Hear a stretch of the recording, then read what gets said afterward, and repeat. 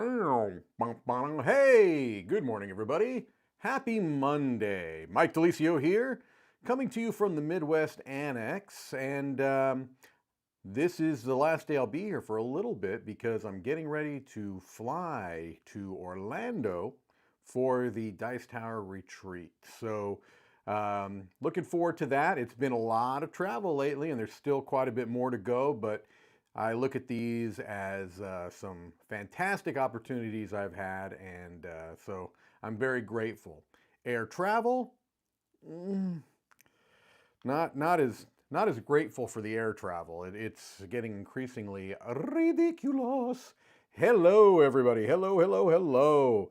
I see a lot of fantastic people here in the chat, and so I'm looking forward to chatting a bit, answering questions, and shooting the breeze, and all of those other things that are entailed within a live Q&A. All right, so looking around, we got a lot of people. Mic levels are low. Crank up the volume. That's right. Okay, I can crank up the volume. Booyakaya! That's probably going to be louder. Sorry, yeah, it was something I adjusted when I think Z, Camilla, and I were doing it, and we had different mics set up, so I think I had knocked down the volume for that. Hopefully, this will be a better volume for all of you. Okay. I'm slightly off center. That's a little better. Okay, much gooder. That's fantastic. All right, well, let's just go back along here a little bit and see if we have some questions. We had some early questions, so let's just go ahead and get started here. Richard Saunders. Morning, Mike. Morning, Richard. Have you gotten your Multiverse Marvel United yet? Well, I did not actually back Multiverse Marvel United. Yes, I know, but I also knew that DC United was coming, and so that was much more a priority for me. You can't, to get all the United stuff is too much. As much as I love the game, and it's way up there for me, it's too much. But I have it on proper authority that there may be a Fin Fang Foom still in my future. I believe someone may have procured a Fin Fang Foom for me because that was really the number one thing I wanted from the multiverse, and it was one of those exclusive all-in pledge type of things. So yeah, hopefully that's true. I don't know for sure. I don't have confirmation of the Fin Fang Foom. I would like to have confirmation of the Fin Fang Foom. Honestly, I'm not sure I feel comfortable until I have Fin Fang Foom in my hands, on my person. Until then, it's all just a dream. It's all just a dream out there in the universe. All right. How's the jet lag? It's hard to tell. Mike, obviously, honestly, I should say, it's hard to tell. I think I'm okay. There's 5 hours difference between the UK and here. And I feel like I was able to manage my schedule in such a way that I didn't face as much jet lag as I do typically, like going to Essen, which is only 1 hour more of a difference. So I think I'm doing pretty well. And thankfully, the retreat's same time zone as my own. So Teon wants to know the full story of the British flight problems. I'll give you a condensed version that still tells you the whole story. Essentially, it was a 3-leg flight that I was taking from Manchester to Indianapolis. First leg was Manchester to London, which is like not even an hour flight. Then London to Philadelphia, and then Philadelphia to Indianapolis. And that was the original plan. Well, the first flight, we get to the airport in Manchester, and there's no real issue right away. But very quickly, we start seeing delays on that flight to London, and the layover there was not tremendously long, so we start to get concerned right away, and then it just like compounds. Just the delays would happen seemed like 15, 20 minutes, and they would be longer and longer, to the point where it became very clear there was no way either of us, because Z, Camilla, and myself were on that first leg together, and then they would take a different flight out of London. But it became clear that none of us were going to get that London flight out, which is the most important leg, of course. So we both tried calling British Airways. I finally got a hold of someone after many, it was a pain. And the bottom line said, we can't do anything here. Get to London and then they'll try to figure things out there. Well, we take that flight into London an hour's late. And when I get to London, I look at the app and they've already rebooked me. Okay, so the bottom line is that if this seems to be going in and out of focus a little bit, let me know if that becomes distracting. The bottom line was that they already booked me on a flight from London to San Francisco, which is on the west coast of the United States. So that was a 14-hour flight from London to San Francisco, and then from San Francisco back to the East Coast almost with Indianapolis, that was another 4.5-hour flight. So there you go, 18 hours or so in a plane. It's not my favorite trip as far as the flights. Okay.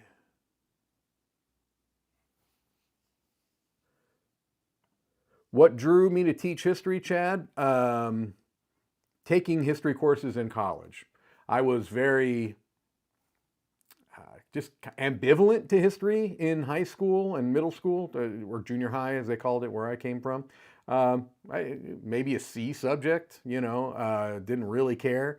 I went to college when I got onto the teaching path. It was originally going to be for language arts, English, things along those lines. And I started taking history classes just as gen ed courses. And I was so fascinated with the history courses in college, which were, some non-traditional subjects, samurai culture in Japan and just some really cool areas of focus that I just got caught up in history and decided to change my focus to social studies. Okay. Funky Fox. What was your favorite game you played at Eon Northwest? Well, I kind of feel bad about this because it's one of those, exclusive-y type things, but I'm just going to be honest with you. The favorite game I played is an upcoming game that's going to Kickstarter, I think, in a month or so, from Frank West, from the City of Games. He did Isle of Cats, amongst quite a few others. This game is called Emberleaf, and he had a pretty close to finalized pre-production copy there and taught the game, and we played a 4-player game, and that was the favorite game I played, honestly, at Aircon Northwest. But played a lot of games. River Valley Glassworks, I taught that, and that went over quite well with people. Played a lot. Let's see. Ooh, Loopy, going from my shirt. Favorite Atari game? That's really hard to say. I mean, Pitfall maybe? Maybe Pitfall? Okay.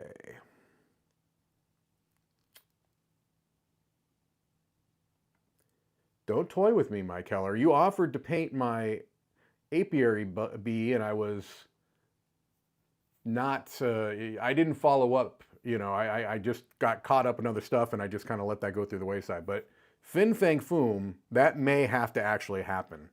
Especially now that we've met in person. I don't feel so bad in taking your fantastic skills and using them to my advantage. Okay.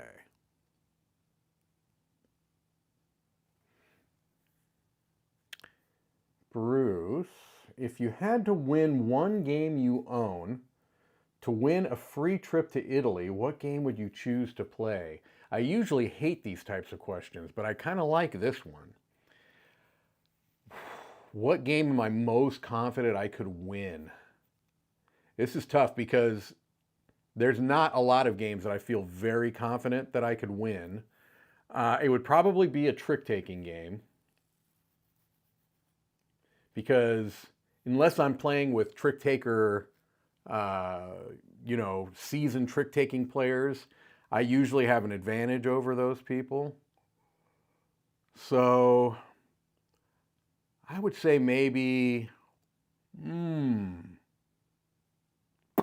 maybe Potato Man. My record in Potato Man on the app is spectacular, and I've done quite well in person too. So I'll go with that one.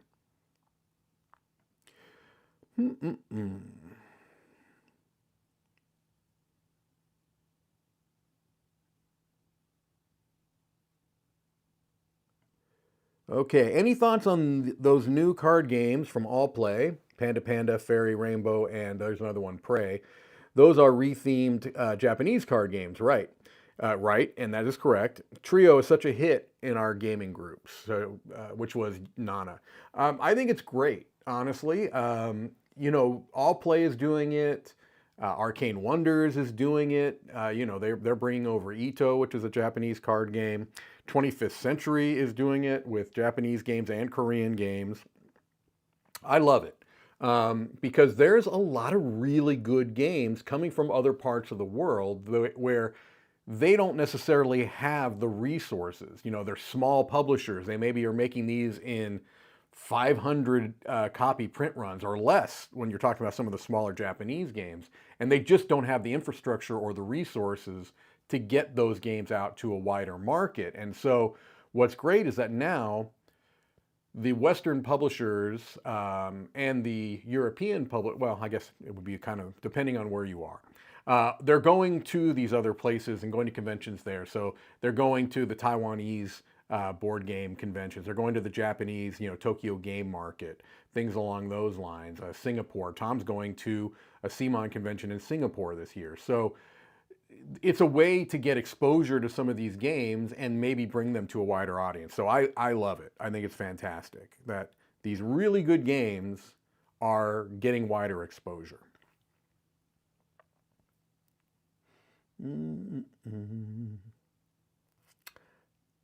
Fishing for more, you're not going to like the answer to my question here. Which solo games do you enjoy on Board Game Arena, BGA? If not solo games, which ones do you enjoy on there? I don't like Board Game Arena. It's nothing against that particular website or portal or whatever the case may be. I don't really like a lot of electronic versions of board games because it takes away much of what I like about board games. I like the tactile nature of moving the pieces around, of looking at the cards. That's important to me for board games. Now, I'm not going to say that there aren't implementations of board games digitally that I think are great. Root is a perfect example of that from Direwolf. But honestly, it's never going to be my chosen form. If there was a game I had to play, maybe for one reason or another, maybe to learn to teach it, maybe I would consider it there, but I haven't done that yet. So I'm just not a BGA person yet. Maybe it's being, a cranky old man or whatever, but I'm not really cranky about it. I just don't prefer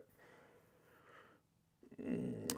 Tell us more about this massive Asteris company I keep hearing about. Well, it's pretty simple.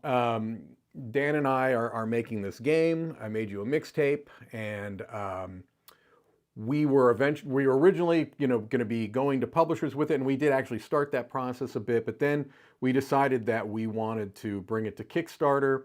Once that decision was made, it just made legal sense for a company to be formed, and so I did that. I just formed an LLC, and that way we could release this game. Beyond this specific game, there are no future plans concretely, at all. So right now it's just a conduit to get this game out, and we actually have All Play as a partner doing the logistics. We're part of their partner program, so they're going to be doing all of the logistics, all the shipping, all that kind of stuff. So excited about that. The volume is still a little low, Richard. Volume sounds great here. Yeah, if I hear more, I'll do that. Are the Dice Tower crew paid in board games or salary or hourly? Well, I think just on behalf of everybody, I don't want to get too specific in this, but I can tell you that we are actually paid. The full-time employees are paid a salary. I'll go that far. Do we get perks like some board games? Sure, absolutely. But this is a job. It's in addition to a hobby, it's a job. All righty.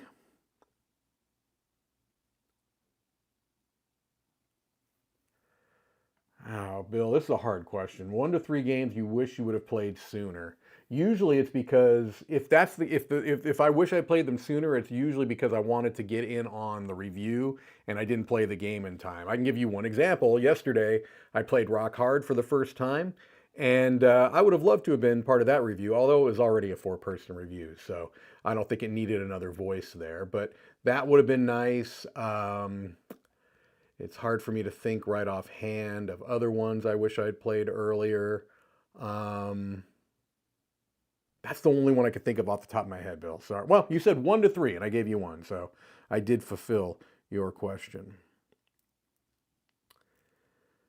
Will you be making any videos on the Dice Tower or another channel about the design process for your upcoming game? I'm not really planning on that. Roy kind of has a series on the Dice Tower channel. I think he calls it Design Space, where he talks about the design process, and he gets quite in depth on that. So, I'll answer questions or something along those lines if they come up specifically, but I'm not planning on making any videos for it. Good to see you at GenCon. Yes, indeed it was. Will you be at the retreat? I will. I'll see you there, I hope. Okay, Pitfall was the bestest. Indeed, Mike Heller. There are some other great ones too. Early on, Adventure. I loved, Adventure, but then the games progressed quite a bit beyond those first kind of first wave games.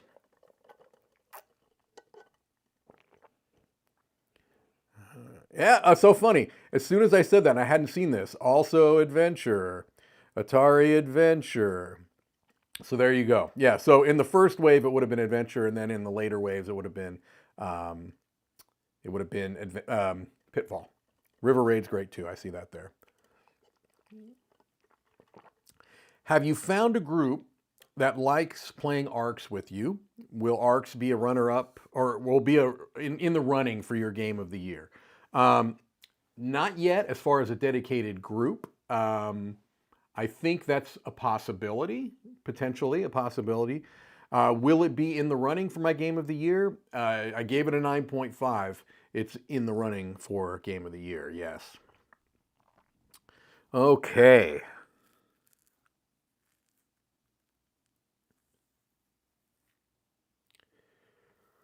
Solo recommendations midway between roll and writes and campaign games. That's a big midway. You want more from solo games, but campaigns are too much sometimes. I agree with that. Basically, if you're talking between roll and writes and campaign games, there are some solo-only games that could kind of fit that bill. I'm just trying to think. It's hard to say because, well, there's these new Kinfire Delve games. Now I haven't played them yet. They're sitting right there. I got them at Gen Con. I haven't had a chance to play them yet. But based on what I'm hearing, that could be one. The Omniverse series of games that the publisher Impatience puts out. The most famous game of that line is Onirim, but I am preferring some of the later games in that series. I think those are between there, and I recommend almost all of those. There's some I like more than others, of course, but most of them have been reviewed either by myself or Z or both of us. So that's a good way to go. There's a lot of mid-weight Euros that have very good solo variants in them, especially if it's a game that is kind of a quote-unquote multiplayer solitaire game, of which there are hundreds in Euro games. You can be looking in that direction as well. Okie dokie.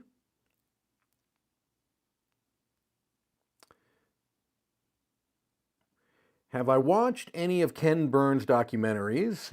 His documentaries have enthralled me in all kinds of American history I wouldn't have studied otherwise. Yes, I've seen many of the Ken Burns documentaries, and they're universally great. So very, very much recommend those.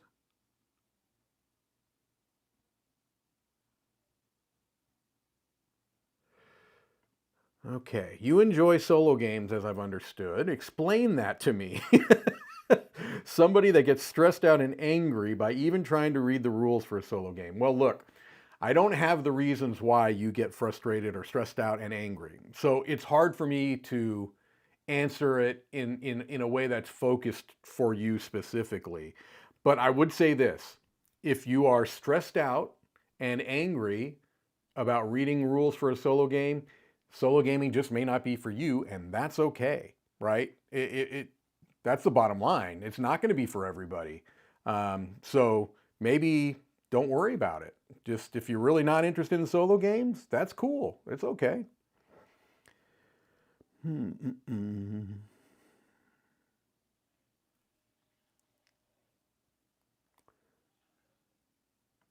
Have you looked into Minecart Town on Kickstarter or perhaps played the original My Trolley Town? I have not played the original. I have looked into it a bit on Kickstarter. I know that Jay of Cardboard East has been talking it up, and that's going to certainly get my attention. Jay and I have some very similar likes and dislikes, some very similar crossover opinions on many of the Japanese games. So I'm definitely keeping an eye on it, but I have not played the original. I have not checked any of the contenders for the 18 card print and play challenge, but it's probably something I should do because a lot of those games end up coming out. I just mentioned Dyson Crusoe. I think, oh, I didn't mention that one, but, or did I? Whatever. That was one of those, and I really enjoy that.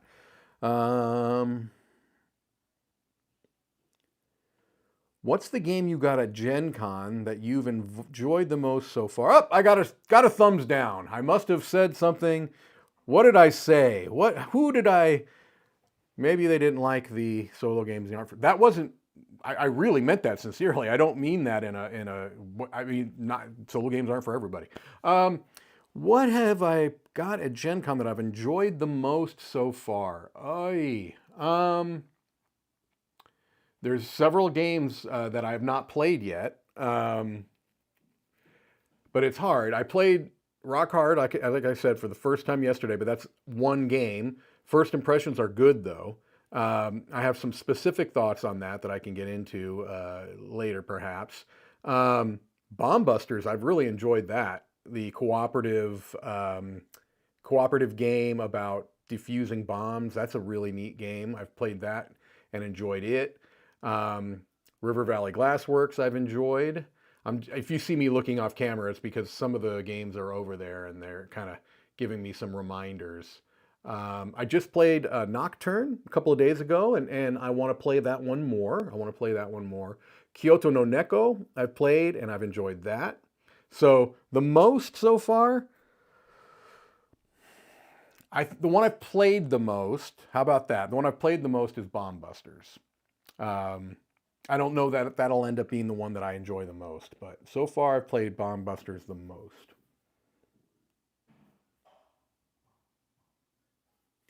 Let's see here.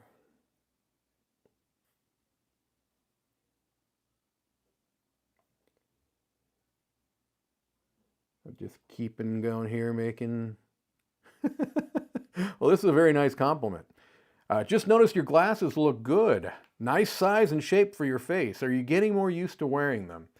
First of all, thank you for the compliment, because these are really cheap 1.5 readers that I bought at Meijer.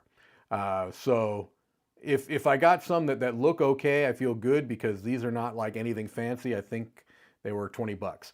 I am getting more used to wearing them. I think because I never wore glasses in my lifetime up until my late 40s, I was feeling a bit self-conscious about them, which was strictly on vanity, and that's not a great character trait, vanity, but I am guilty of it from time to time. Yeah, now I feel more comfortable. you know, I will tell you, you know, obviously when I kind of first started wearing them on camera, which was more recent, you know, I had to kind of play them up to mask my discomfort by, you know, doing the whole. I still do it. I still do that thing and call them the old man specs, which is, you know, again, just kind of like being self-deprecating to mask kind of some discomfort. But now I don't really feel it. When I'm doing that stuff, it's just to be stupid. But thank you for the comment. I'm glad they look. I do think this shape kind of suits my face, so I'll probably try to stick to this. I got some round frames on Amazon, and nope, never again.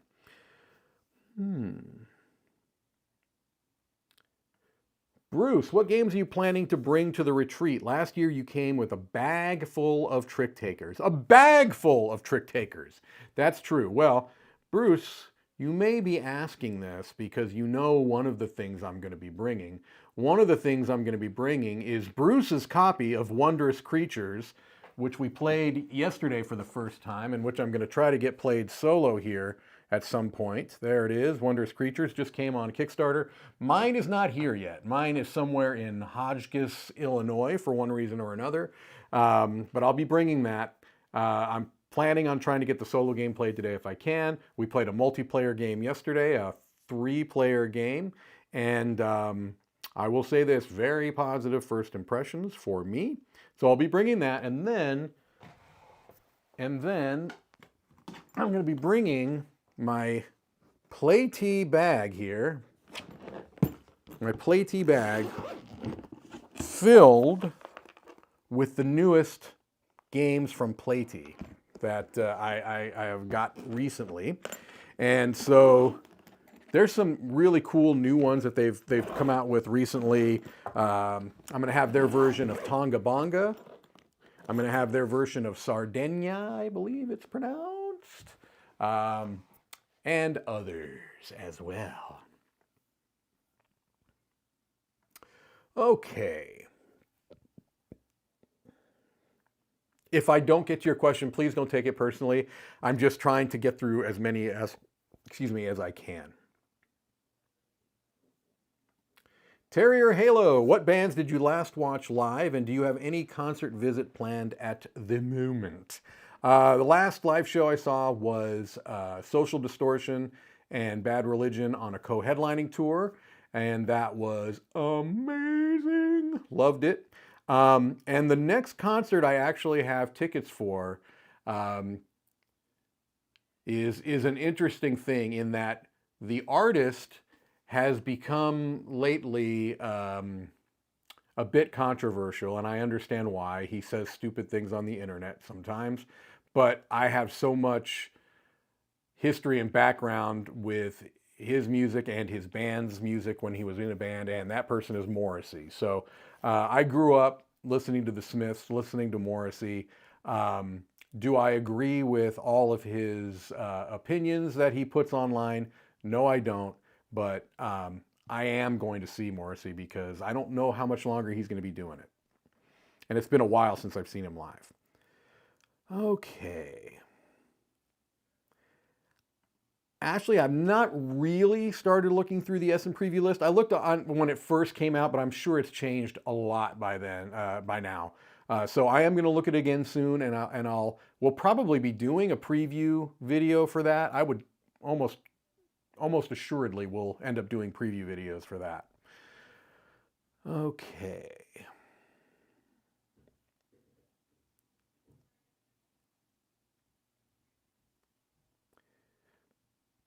Bill played Arcs with the leaders last week. He loved it. Scoring is fantastic and hooked you instantly. Yeah, it's pretty sweet.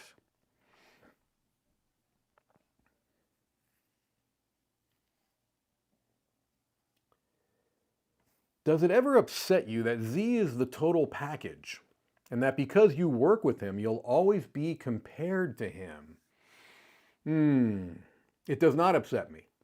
He is, and I will always be compared with him, and he's gonna win that comparison. Z is the bomb.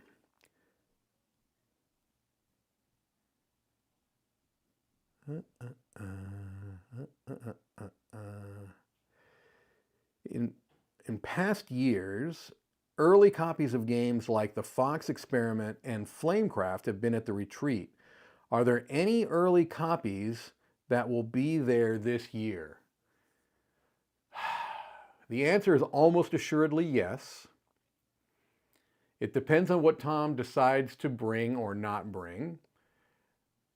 I know of one thing for sure that I haven't seen a single piece of content for, so there's likely an embargo on it.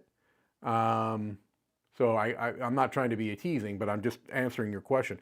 I would say that there's a chance, not even good or bad. I'd say there's a 50-50 chance of there being some stuff that hasn't been released yet. Probably better than 50%. Anyway.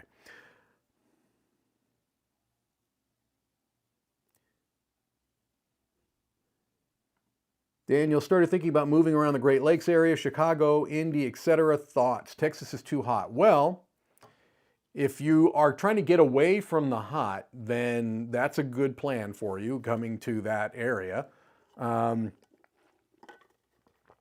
I think Chicago is a great city. I think there's some areas in Michigan that are lovely. I hate winter. So I'm not the best person to ask for this because the reason why I struggle in Indianapolis is the weather here. I don't like the weather. I don't like the cold. I grew up in Southern California. My preferred climate is warm. So I can tell you this. There are amazing people in this area that I've met over the years. And so I think that depending on what your preferred lifestyle is, you can have some great options in this area and north. Chad, I haven't played Leviathan Wilds yet.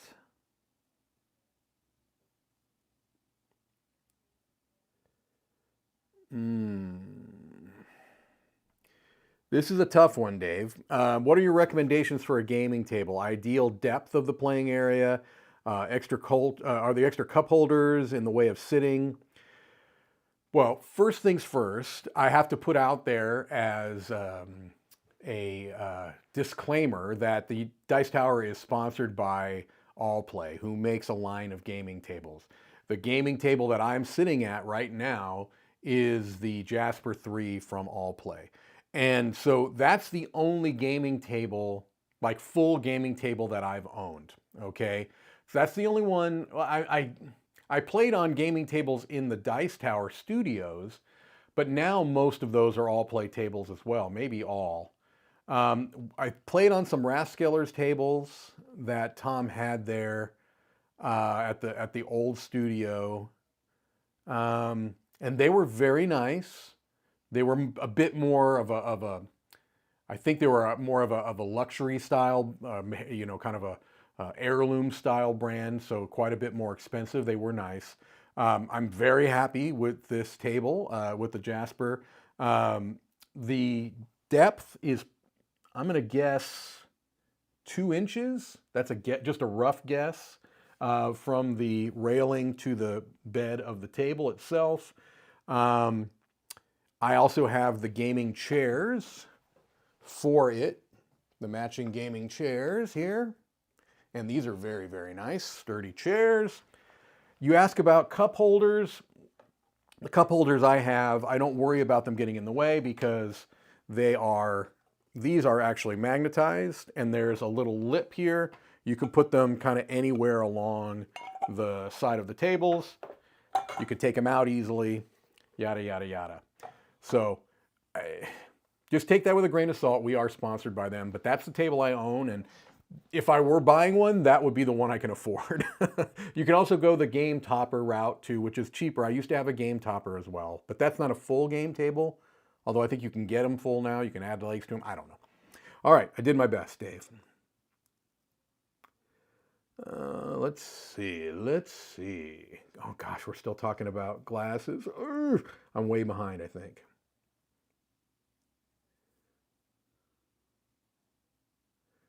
Someone's asking if I'll be publishing the next Doctor. Can you see it? I don't have that kind of gauge. All right.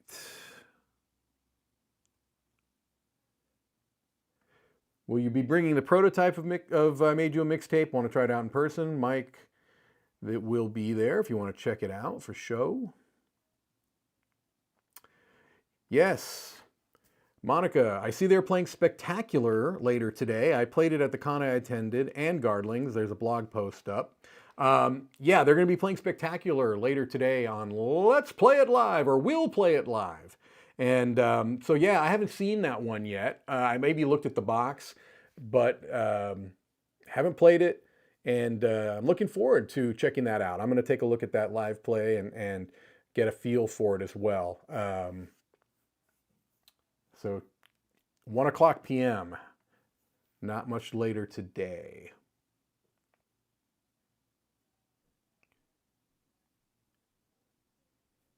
Stranger Than Fiction, favorite Bad Religion album. It's a good one. It's a good one. Mine might be The Process of Belief, but there's so many good albums. Okay.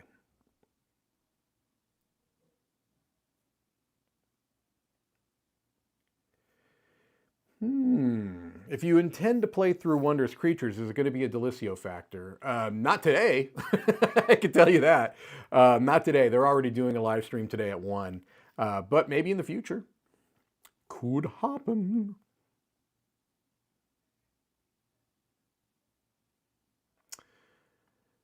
All right, Katie G says, I love Dice Tower, but I've seen some criticism of you guys preferring medium weight or less games because the heavyweights are hard to review. Could you guys do a top 10 heavyweight games? Well, I will speak for myself, but I will tell you that I think that the reason why, perhaps, heavyweight games are not being reviewed as much is not that they're harder to review, necessarily. I mean, because a midweight game, even a simple game, can still be hard to review. It's not the difficulty factor of producing the review. It's that I think more of the crew right now are in the, in a place in their gaming lives where they prefer, they're more interested. Now, this is also a job, and so we will try to cover as many games as possible. And we do generally have many of the bigger heavyweight games reviewed. Now, not all of them, right? But we don't also review all of the midway games. We don't review all of the roll-and rights out there, goodness knows. So I'm not telling anyone their criticism is invalid. I will just tell you that for myself, my tastes have skewed away from heavier games right now. It doesn't mean I don't play them. I do. Many of the Garfield games I would consider to be heavyweight games. It doesn't have to be Splotter or Lacerda. I think Arcs is a heavyweight game, and we reviewed that. So could a top 10 heavyweight games happen? Absolutely. Absolutely. And I wouldn't be surprised. I'm got to imagine there's already been one on the channel, but it was probably many years ago. Okay. Someone's asking about bridge. I never played bridge. I had somebody who, I'm going to feel bad, but I had somebody tell me recently at a convention they wanted to teach me bridge. Yeah.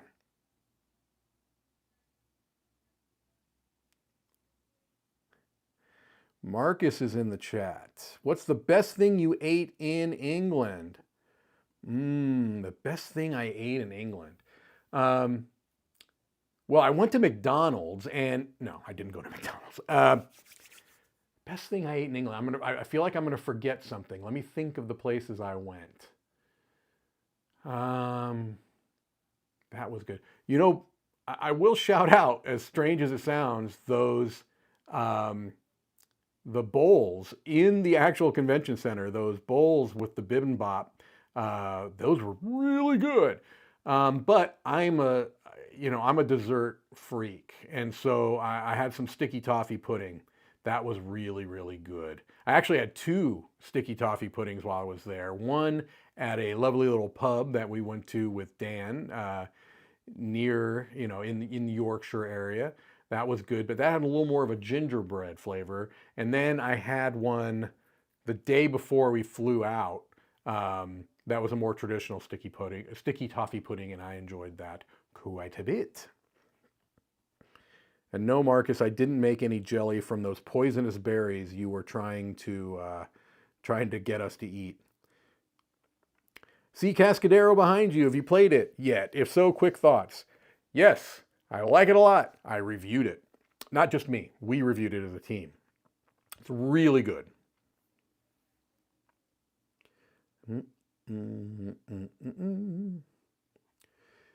Did you back the 20 strong this summer, or do you feel like you're strong enough already? Well, I did back it, yes. I played a live stream of the new 20 strong Tanglewoods campaign red deck. So that's on the channel if you want to catch up and watch that. But I'm pretty excited about it. And at GenCon, I got a sneak peek of the other two decks. So that was cool. Very, very cool.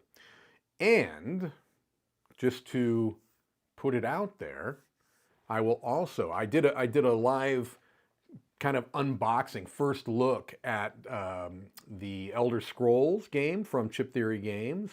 And I played that at GenCon.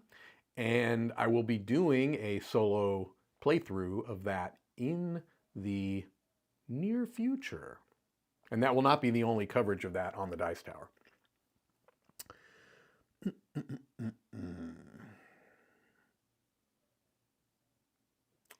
Let me see.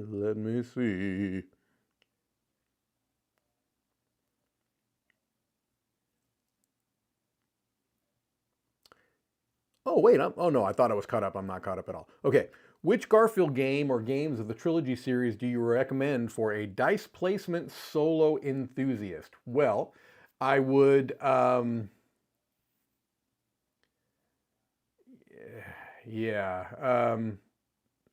South Tigris series, because those all utilize dice.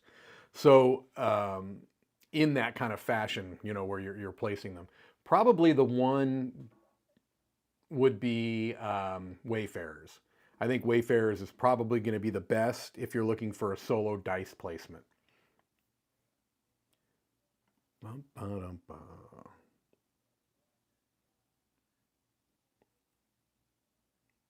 Lots of bridge talk. People excited with the bridge. Oh, I am close. I am close. All right, good. Maybe I'll go back to some questions if we don't keep going.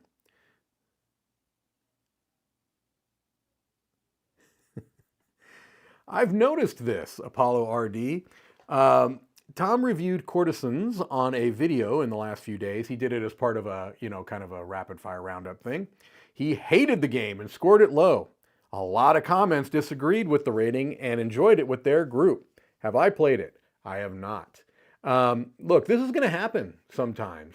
It's going to happen. I can give you a personal example. I didn't like Turing Machine. I think I gave it a 4. When I did it, I knew that I was the outlier. I mean, I knew that it was not a poorly designed game. I knew that it was not a bad production. It was a lovely production.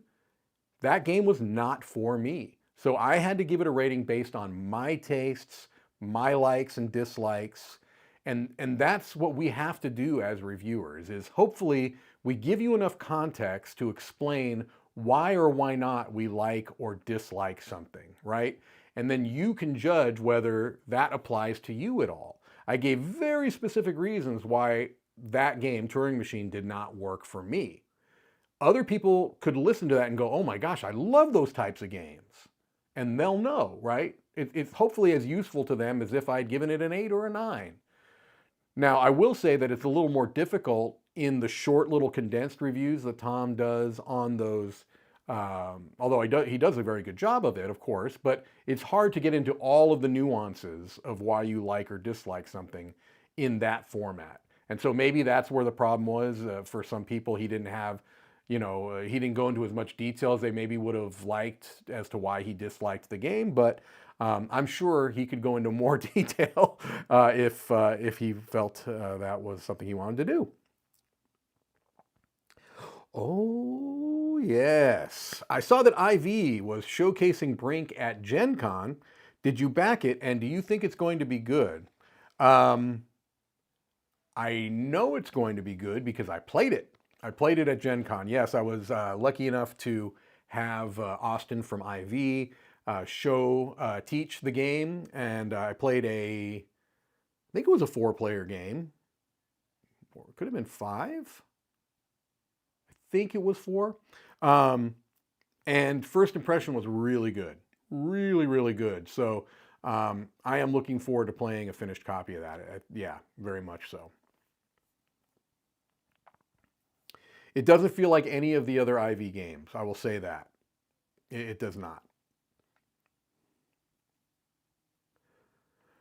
Okay, I've had a hard time winning much at all with Legacy of You. Suggestions for a winning strategy? Am I missing something or is it really a harder game? Well, it can be tough. There are some people that will come out and say, this game is easy. Once you know the trick, it's too easy. Well, you know what? I never found the trick. I'm not out there looking for the trick, whatever it may be. I found it to be a challenging game. The couple of things that I learned early-ish on that helped me, because I was doing terrible at the beginning, like lose after lose after lose after lose. One of the things I found is that I was not doing enough forward planning, and I was really just trying to deal with things as they came. I also wasn't utilizing the conversions of the resources enough. That was important. Just kind of learning how the various difficult things are going to, the things that you're working against, kind of how to prioritize those. I do think that Shem, the designer, has done a series of videos, or at least one video, where he gives strategy tips for doing better at the game. And if I'm correct, I would check that out. I know he's done it for his other games, so some of his other games.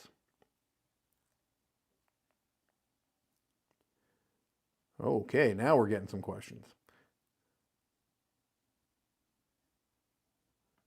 Would I be against playing a 4-player game of Senjutsu with Tom and Z? I wouldn't be against it. I've never played the game. I don't know if there's more context to that question.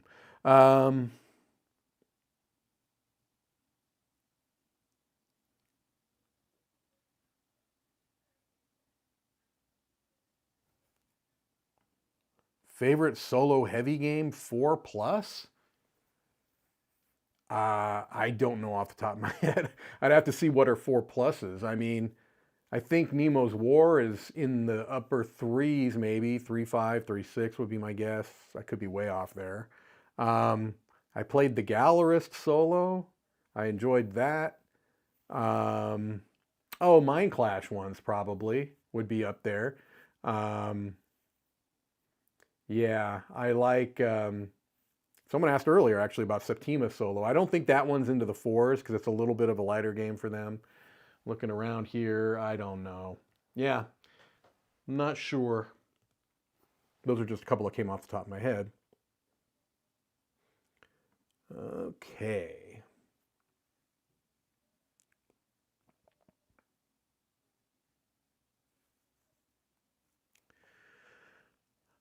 Boom, boom, boom, boom, boom. I know you've been reading graphic novels. Do you ever read regular novels? I didn't for 15 years after university, but recently got into it again. It's something that I've done throughout my life. Yes, I generally am a reader. I will say during the last several years, it's gone down quite a bit, and it's something that I really want to pick up again. There's a new Haruki Murakami book that I heard is out or coming out. I'm certainly going to want to read that. Yeah, I think what it's going to take is a couple of books by some of my favorite authors to come out in kind of a bit of a, close timing to each other, so I can just kind of get back into the role of it, get into the flow of it.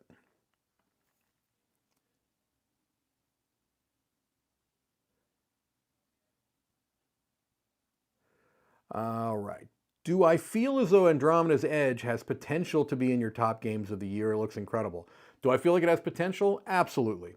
I've not played it yet. And again, I've mentioned this on several, so I'm not going to go over it too much now, but I specifically have not played it yet, purposely, because I kind of want to go into it, get the finished product, play the game, and take it on its own. It's going to be difficult. I will state that up front.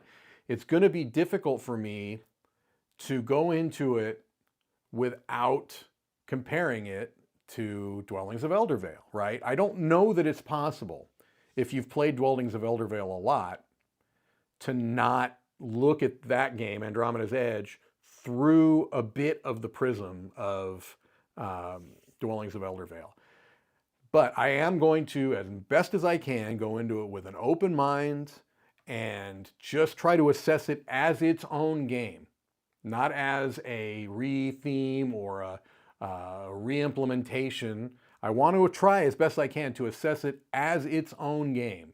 And that's really a challenge that I'm going to give myself. And we'll see. I mean, I hope it's good enough to get potentially in my games of the year.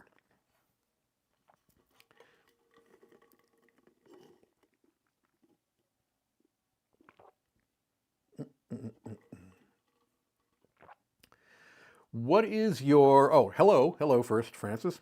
What is your process for culling games? How do you choose the games that get the boot? How many, when, and why? I don't have a systematic way of doing it. Honestly, the biggest impetus for me culling games is space. I have tried to keep myself to somewhat of a fixed amount of space that I'm going to devote to my personal collection of board games. When that gets to be overwieldy or just I start to feel discomfort about the amount of games that are maybe not properly put on shelves, that's what usually is the impetus. And what are the ones I choose? There are going to be some that I've kept that have survived multiple culls, even though I don't play them that often. They've got some type of personal, sentimental meaning to me, and those likely will not leave my collection. There have been some really hard cuts I've made, really hard. But you have to do it if you want to keep to a particular amount of space. How do I choose it? Again, it's oftentimes it's a gut thing. Other times it's a practical thing. How much table space they take, how much shelf space they take, that kind of a thing. Okay, let's... Daniel asks, what were your thoughts on Weirdwood Manor? We reviewed it, actually, myself and Z and Camilla. And did I give it... I think I ended up giving it a 6. I think I was wavering between 5.5 and a 6. I think I ended up with a 6, but it may have been a 5.5. I don't remember specifically off the top of my head. Maybe it was 5.5. I felt like there was some really neat ideas in there, but ultimately it didn't work for me. If you want to get more detailed information, check out that review. It went up not long ago.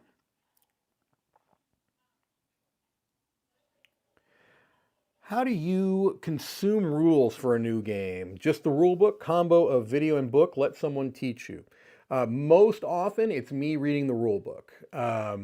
That's usually how it goes. Sometimes I will supplement that with a video if I feel like there's some areas of the rule book that are unclear, ambiguities, things along those lines. If it's a particularly complex game and I want to make sure that I'm understanding the concepts, but I'm also very selective about which videos I'll watch in that case, because sometimes you may find more mistakes in the video than you even found in the rule book.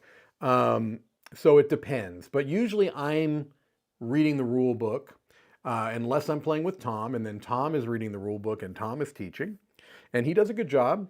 So I don't complain about that. Um, it is rare, again, unless I'm playing with Tom, usually I tend to be the one that teaches, although I was taught two games yesterday. Rock Hard was taught and Wondrous Creatures was taught. And so that was a nice, it felt like a vacation for me.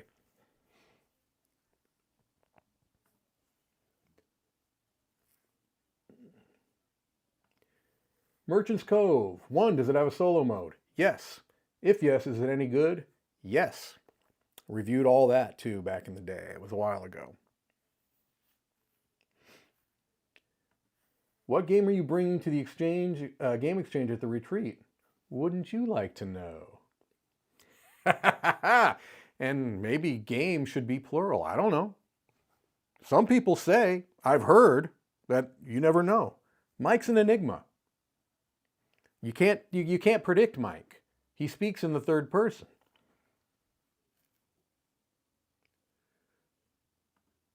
What game would you most like to teach me at the retreat?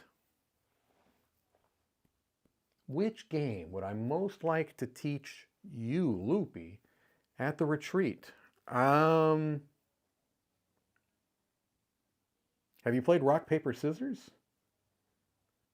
That would be a good one. I could teach you Rubber, Paper, Scissors. I don't know, Loopy. I don't know. But there'll be a lot of gaming going on there. I know that. If you're talking about Azul, and which is my favorite, Summer Pavilion is not my favorite. OG, original Azul, all day, air day. I think Z said that's his favorite. The original Azul for me.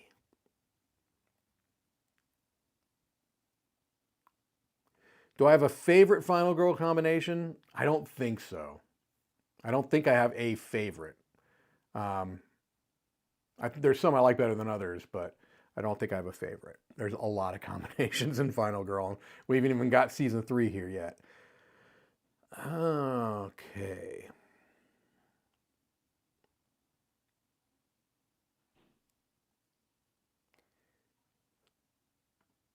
Just started listening to Sporadically Bored podcast from episode 1 from the beginning of this year up to episode 70, right when Cora Quest had just finished its Kickstarter. I've never gone back and listened to an older episode. I'm kind of afraid to. I don't know. I hope you're enjoying them.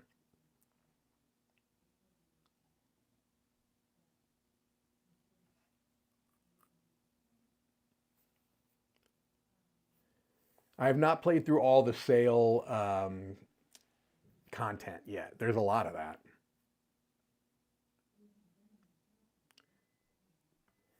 Even though a bazillion games have been published since Terraforming Mars came out in 2016, why is it still the best game ever?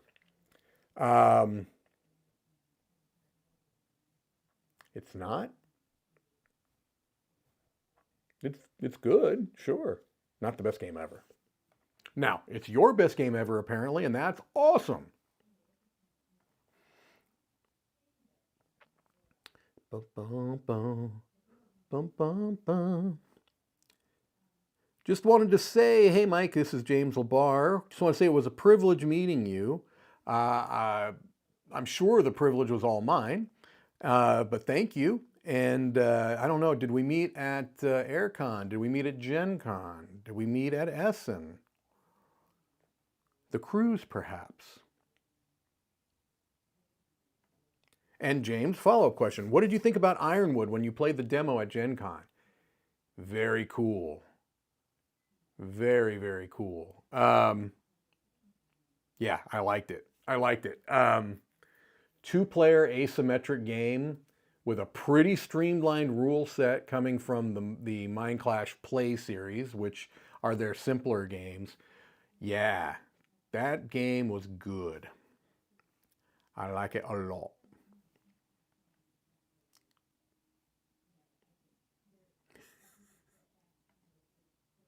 Answer.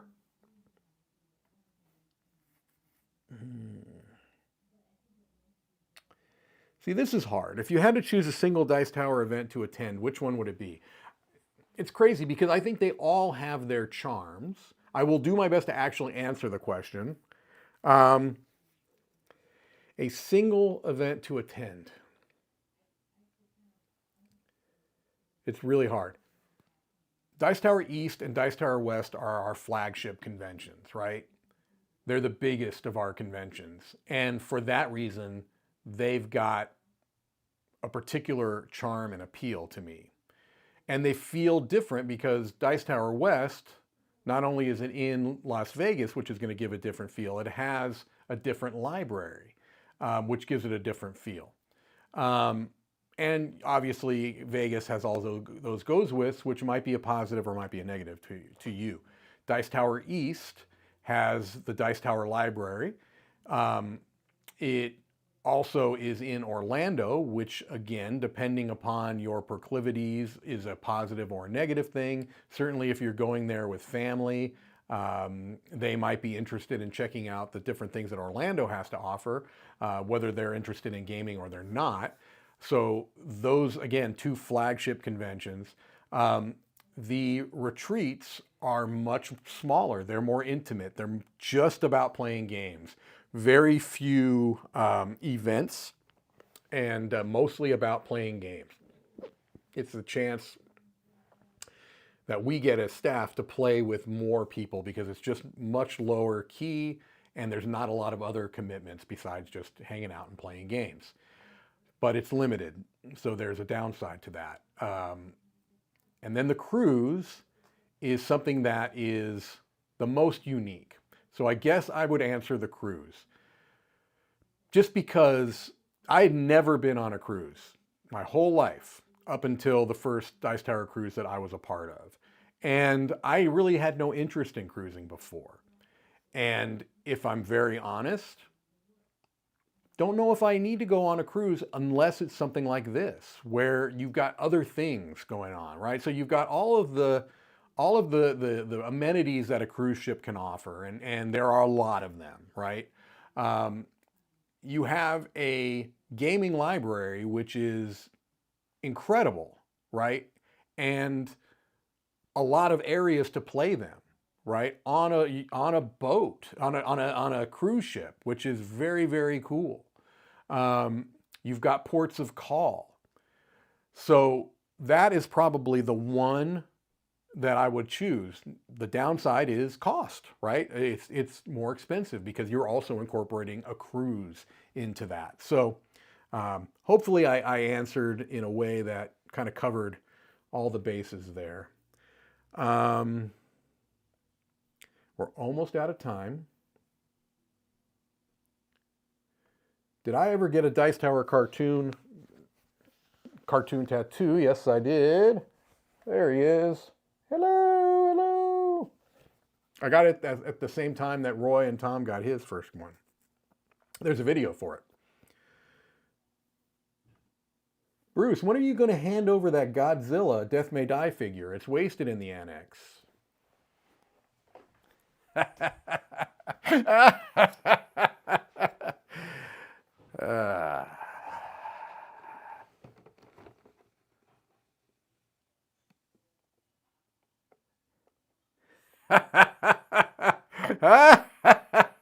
Never. You will never get my Godzilla, Bruce. Still in shrink, baby! I will open it. All right. It's mine. All right. Do I want to try to do one more?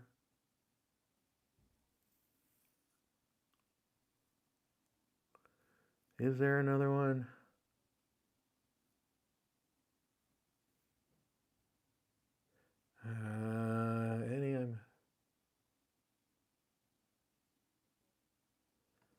Monica, unless I'm missing something, I don't believe next year's cruise is going to Norway. That would be news to me. I believe it's another Caribbean cruise. Maybe you're thinking about the BGG cruise? I don't believe our cruise goes near Norway. I would love to go and check out the lovely Scandinavian countries. All right.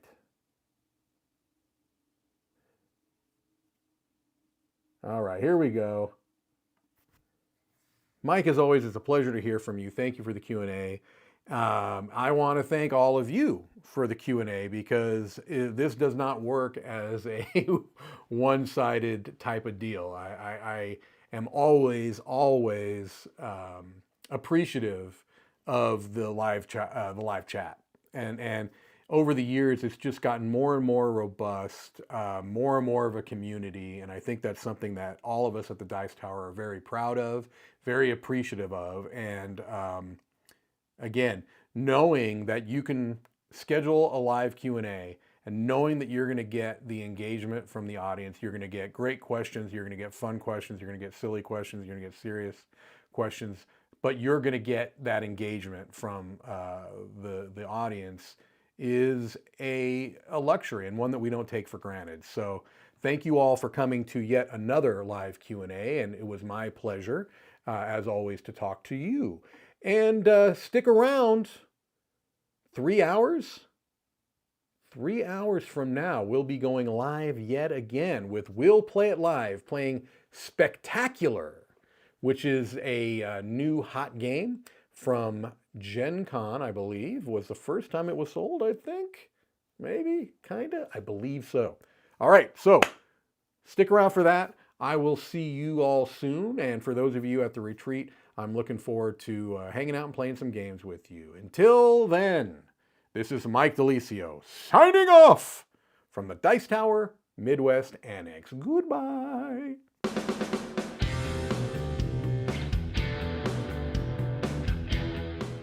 Hey everybody, thanks for watching another video from the Dice Tower. Hey, you want to learn more about us, communicate with us? We have a Facebook group, we have a Discord channel, lots of different ways to get involved with the Dice Tower. You can find that in our Linktree link below. So just click that, it will take you and you can communicate with us on Facebook, join our Facebook groups. There's lots of cool things that you can find and become part of the Dice Tower. Thanks so much for watching. I'm Tom Vasel.